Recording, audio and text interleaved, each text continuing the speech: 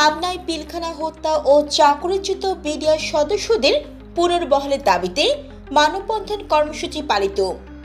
দীর্ঘ 15 বছর পর সারা দেশে চাকরিচ্যুত বিডিআর সদস্যগণ ও পরিবার রাষ্ট্রবিরোধী নয়থ প্রতিপাদ্য সামনে রেখে 25 ও 26 ফেব্রুয়ারি 2009 সালে পরিকল্পিত পিলখানা হত্যাকাণ্ডের সুষ্ঠু তদন্ত, নিরপরাধ জেলবন্দী বিডিআর সদস্যদের মুক্তি ও চাকরিচ্যুতদের পুনর্বহালের দাবিতে আলোচনা ও মানববন্ধন কর্মসূচি পালিত হয়েছে পাবনায়।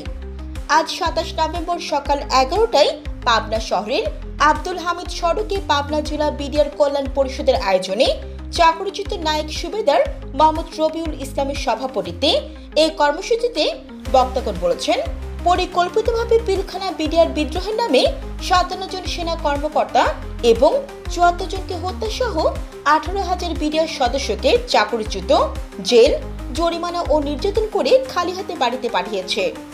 চাকরিচ্যুত বিডিআর সদস্যরা পরিবার পরিজন নিয়ে সীমাহীন দুঃখ দুর্দশায় মানবেতর দিন কাটাচ্ছে।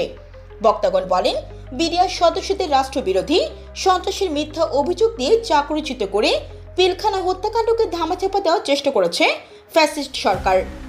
বক্তাগণ বলেন, বিডিআর সদস্যরা ওই দিন কোনো প্রকার গুলি চালায়নি উল্লেখ করে পিলখানা হত্যাকাণ্ডের সুষ্ঠু তদন্ত ও বিচার সহ চাকরিচ্যুত বিডিআর সদস্যদের পুনর্বহালের দাবি জানান।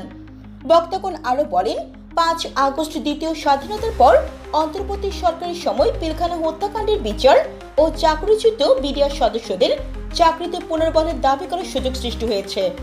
আমরা এই দাবি পূরণ না হওয়া পর্যন্ত আন্দোলন চালিয়ে যাব। এ সময় সংগঠনের পাবনা সদর থানার সমন্বয়ক সিপাহী ফরহাদ হোসেনের সঞ্চালনায় বক্তব্য রাখেন থানার সমন্বয়ক সিপাহী হারুনুর রশিদ, সিপাহী হযরত আলী, সিপাহী আনোয়ার হোসেন, সিপাহী মোহাম্মদ হাফিজ, সিপাহী ফিরোজ হোসেন খান, সিপাহী জাহিদ হোসেন, সিপাহী মেহেদি প্রমুখ। মানববন্ধন ও আলোচনা সভায় চাকরিচ্যুত বিডিআর সদস্য ও তাদের পরিবার অংশ নেন। Jannatul Afsana, CNF TV.